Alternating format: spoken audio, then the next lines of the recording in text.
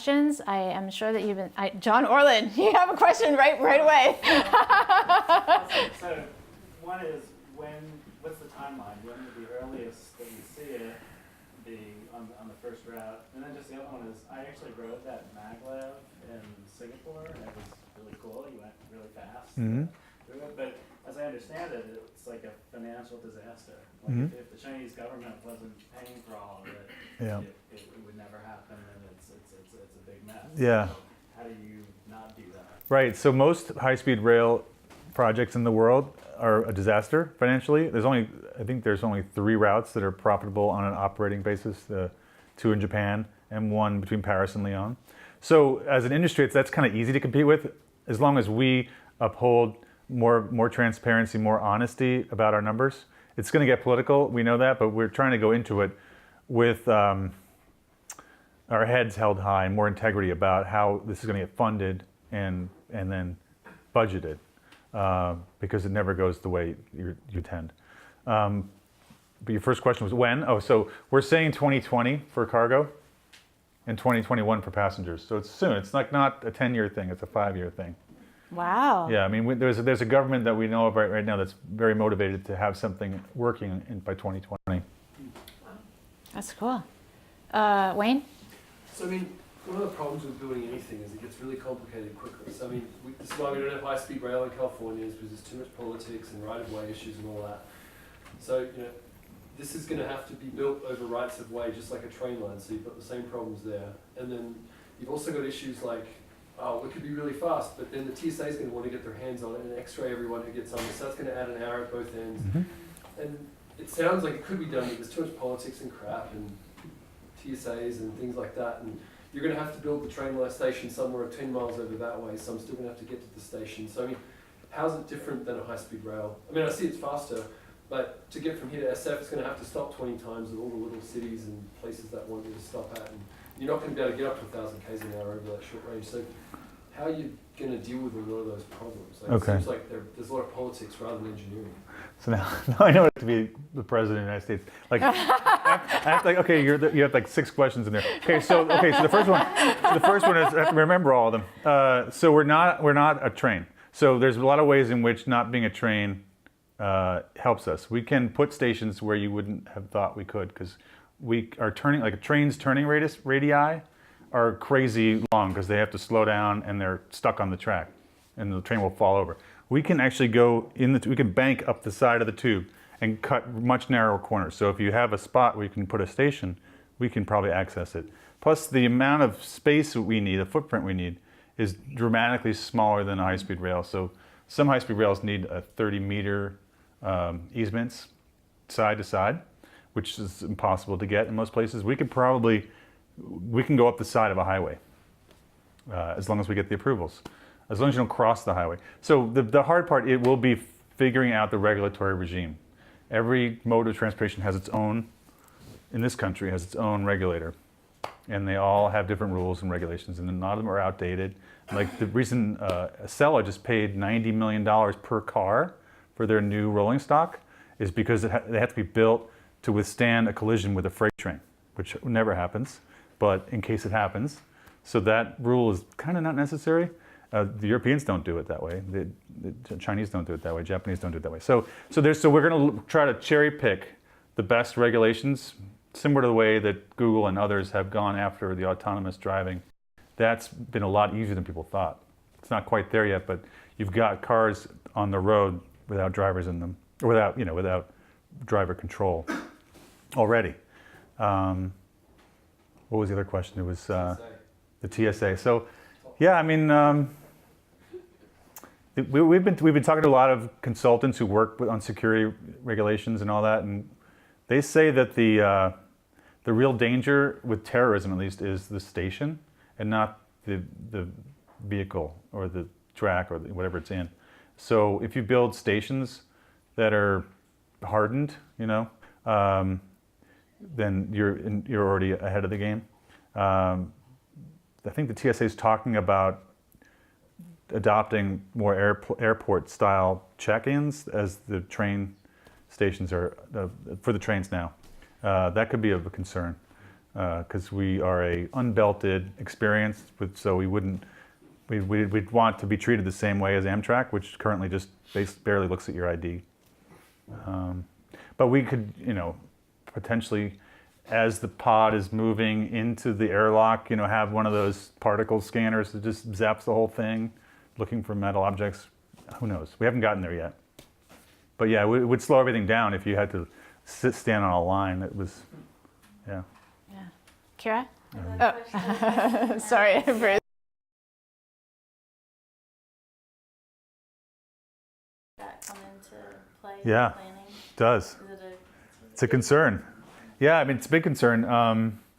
So, again, it affects everything the same way.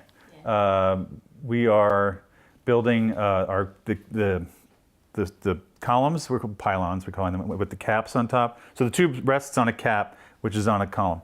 The caps have these, which highways now use a lot, is these kind of these carbon sliders. So the tube can move side to side. And then we're working with Caltech and JPL on early earthquake detection. But all you're only gonna get a few more seconds, but that may be all we need, is if we get a few seconds heads up, we can slow the whole system down and stop the pods, either with mechanical, but yeah, it's an issue. And then I was thinking about if something went wrong, the rescue capabilities, could there be oxygen on board, same as in airplanes, and could you have a rescue pod ready to go, or could one of the pods already coming be kind of equipped with just a little bit of extra room, so you could Get into it? pick the I don't know. people up, or- Yeah, you should come work for us. If you have cool ideas. Don't know yet. At least I haven't been in that meeting yet. Okay. Maybe they're talking about it.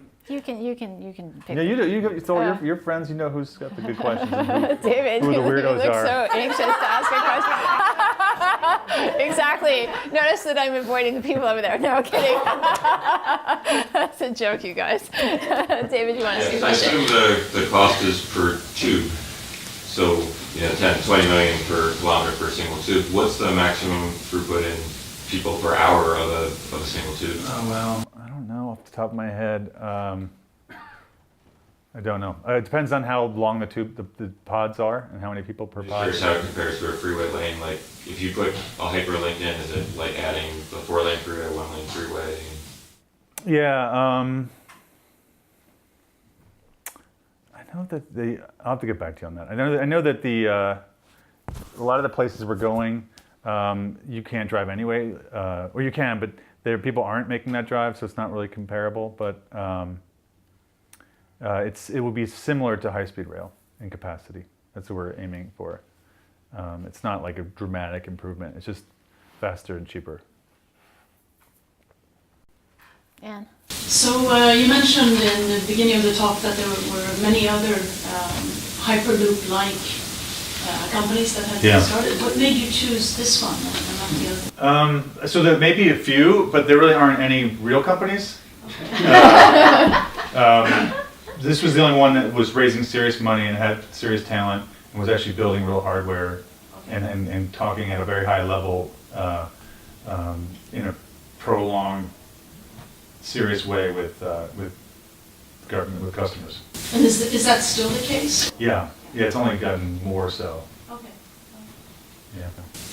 Jim? I actually have two unrelated. One's political, one's mechanical. Rights of way, he started to bring it up, but he didn't quite answer it. Yeah. So the biggest problem with high-speed rail out in the valley is rights of way. The farmers don't particularly want to give it away. Yeah. They certainly, in many cases, don't want the tracks. You would still be having a tube cutting across it. Yeah. Clearly, Abu Dhabi and Dubai have autocratic governments that can just enforce it, but the United States and most of the Western European countries have, at best, eminent domain ways that government can enforce it. So how do you propose on getting the right-of-way to build these things? And even if it's a tunnel, there's probably underground right-of-ways that I'm ignorant of. Yeah, tunnels are a little bit easier because the stakeholders may have less of a a hang up about it because they can't. It's no longer in their way. It's a challenge, no doubt about it. I mean, we are the few countries I've mentioned are more autocratic. They probably can get it done, but we're also talking to the Dutch and the British and the Australians. And rights of way aren't as bad as you'd think. I mean, there's because of the rights of way given to the railroad companies, they have room on either side of their tracks, not in super dense corridors like the Northeast, or even LA to San Diego, but there's room. Why would they want to give you? So money. I mean, they would be our partner. Yeah, it's not a competition. We're talking with several operators about a complementary service using Hyperloop along their rights of way for a business that they're not in right now. And then the mechanical question was, I can understand if you've tunneled that you've got a relatively airtight environment that's relatively safe, not safe in the safety sense, but the sense that it won't blow out. But how do you seal up a 1,000-kilometer tube made out of any material other than rocks? Right. Yeah, so the engineers freak out about any kind of seal. We have along any length of tube, like a 10-meter, 15-meter tube length, escape routes. There's gas. There's holes for data, for water. It's an issue. There'll be along the way there'll be additional equipment to pump out air, and it'll be maintained. It will take a while for the initial pull, but then we'll be maintaining it all the time. So that's an energy cost that we factor in. And maybe you don't have to, depending on the use case or who's buying it, they might not need a full vacuum. If it's cargo, like the reason we stopped at 100 pascals is because any extra gain costs a lot more to do. It's this curve, the cost curve goes way up. So maybe we take it down to a half vacuum, and we only go 200 miles an hour. But the hurdle's not that much. So we don't have to go 700 miles an hour. We don't have to go 1,000 kilometers an hour. We can go 400 miles an hour and still be twice as fast as most high-speed trains. But yeah, there's going to be leaks for sure. Property is needed for a train track versus how much you need? The numbers I've heard is as far as 30 meters across for a high-speed rail. Like if you go out to the countryside, like in Provence, and see the TGVs out there, they're up on these giant humps. It's like this big blot on the landscape. So ours is like maybe 20 feet across. Did you say 30 meters? If you think of like a monorail, have you ever seen like in Disney World? Or no, in SFO. There's the air train SFO. Yeah. Or if you go in the Van Wyck in New York, one of Kennedy, they put that monorail right in between a highway, like right up above. We're talking about the same kind of thing. Yeah. Like there's the Alameda Corridor. I don't know if you know this. The Alameda Corridor in LA. It's it goes kind of parallel with the 710, kind of south of East LA, all the way to Long Beach. So they built 10 years ago for $6 billion. This trench that goes for 10 miles that is submerged so that there aren't grade crossings with trucks. And there's a third track. There's a space for a third track. Oh, that they didn't build. That they didn't build. Perfect for a Hyperloop. You guys want that track, that space. So all we need is roughly a track and a half. Okay. Space. Okay. Oh no? I was wondering, you talked about two different sizes. Why not focus on one, for example, the bigger, so you can cram a lot more people in the plot? The bigger size is mostly for containers, and so you could fit a standard TEU, FEU, those big steel boxes that you see at the dock. Everybody wants something different, so it's a trade-off. Like the bigger tubes cost a lot more. Some people only want a passenger system or passenger plus parcel. Yeah, we think it's a smart business decision to have a product portfolio. That just seems like probably a lot more work to develop two different sizes. I mean, the guts are the same, so it just means making everything a little bit bigger. It's kind of like a double cheeseburger versus a cheeseburger. Times a billion. The smaller the people, how did that size come about? Why is that a good size? I don't know. I think they. I don't know. I think they figured like what would be the, if you fit like 4 people across in chairs, enclose it, have a little gap between the outside of the pod and the tube. What do you get to? And it was roughly 3.5 meters. That'll be our our standard size. Yeah, I was thinking the same we only have thing like in 3. that question, because if you're only going to build one, don't you just want to do the big one, and then you can put cargo or people through the big one? Sure. Yeah. Because. But not everything is going to be next to a terminal. Like the one we're talking about from Moscow to New Moscow is just people. There's no cargo situation there. Okay.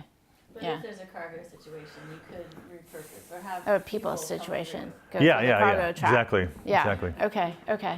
Yeah. Oh, come on. Yeah, my question is kind of related. I was actually curious about how do you guys look at the business opportunity of cargo versus people and the challenges of both of those? Because things like safety and TSA may not apply to certain things, but you guys doing both. But is there one that? How do you guys look at those 2 different opportunities? We're going in parallel for sure because we're getting a lot of inbound interest for both. We feel it would probably be easier to do cargo system first for the safety reasons you're talking about. And one that looks like a bigger opportunity, or you don't know yet? I don't have transportation. well, if you look at like the total addressable market, it's like $1.9 billion for passenger systems and $1.4 billion for freight. So they're similar. Yeah, and then there's infrastructure in the middle. Interesting. So if we can get 10% of $3 billion, that would be awesome. Are there other challenges that you look at when you look at the 2? Is safety the main one? I mean, there's so many challenges. Like you guys are hitting on all the things that we're going to be hitting up against. Regulatory, safety, paying for it, politics, the massive challenges. Between the 2, though, are there ones that are Between cargo and people? Yeah. Well, no. I mean, they each have unique challenges. I mean, people is like everything you said, safety, yeah. But there's demand for both, for sure. Okay, we have time for one last question. Maybe. Jim and Wayne, you've already asked your questions. Becky, did you have a question? I just wanted to know how much weight it can hold. I wish I had all these numbers at the tip of my tongue. I know that we can put a fully packed container, which could be on the order of like 3 tons. So yeah, the more it weighs, like the more it weighs, the more power we need to push it. But it's not whether the container's full or not doesn't add that much more. The track itself weighs so much. It's like as far as it's not going to sink the tube. That's what I don't know what you're getting at now. No, I just Oh, it's a lot. Yeah. It's being designed to hold a full container. And how much power does it use? We're talking like 2.5 megawatts first push, but that's our current system. We're getting better and better and better. So it's a lot. It's like 100 houses or more. It's a lot. It's going to be coming off the grid. I mean, there's another company out there. This one fake company I was telling you about. They talk about generating more power from the way they're designed than they are consuming, which is crazy. It's like defies. How? I don't know. Like putting solar panels around the tube, it's not going to do it. So we might have some sustainable. Like we hope to be connected to a green grid. Would be great because then it will be all electric, no carbon from stem to stern. But we'll be connected to whatever power is out there. So it could be natural gas, coal, nuclear. We're agnostic. Okay, so I would be remiss in my Fireside Chat hosting duties if I did not ask you again, what are you going to be announcing on November 7th? Oh. Can you give us anything, a teaser? I'll have to sign an NDA when we accept it. It's a new vision for solving the last mile problem, including involving the Hyperloop. So it's autonomous everything, and I'll just give you roughly. It's our first station designs too. We've never shown at least we've never shown what our pods could look like, what our stations could look like, what the interiors would look like. what it would be like to be, just the human experience, what it would be like to be in it and go and how you'd get through, the turnstile. Yeah. That's all going to be unveiled. Oh, cool. For one, not the design, but like a design Yeah. from a pretty kick-ass architecture firm. Because I have been thinking about that a lot. If you can sign up a Starchitect or an amazing We have design. a Starchitect. I mean, beautiful design is compelling to a lot of people, Yeah. and it helps draw people in. So what we found was that what's amazing about these Starchitect firms, like these great architecture firms, is they solve problems that we didn't even know we had. Yeah. Like we thought we did just do some cool buildings, and pick some pretty fabrics, but they went at it for 4 months and came up with a whole new concept for how to get people in and out of these systems and what the pods should look like and load and unload. We were blown away. Wow. Yeah. What's the firm? Can you say? No. You used to be a reporter. Yeah. I know. Now I've already gotten in Fireside trouble Chat. for like leaking stuff because I'm so excited. Leak away. Yeah. But we've already announced a partnership with this firm a long time ago, so you have to go back and look at that. Okay. Okay. But it's soon. It's I know. 2 It's weeks. like 2 weeks. Yeah. All right. So while we're we're going to take a break in a minute. But I encourage you all to talk with Bruce. I know many of you have questions, and Bruce will be here all night. And also, I know Bruce is really interested in your ideas for how this technology will change our lives, the world, what the possibilities are. I mean, you could have an idea that they haven't thought of, and maybe change the world. Yeah. That would be and kind of also cool. how to help communicate it and explain it to people. And I'm always looking for ideas about ways to activate people to talk about it in a real way and understand the truth, or Yeah. its emerging truth. Cool. Yeah. All right. Well, I learned a lot. Thank you so much, Bruce. Thanks for talking about Hyperloop. Now we know what it is.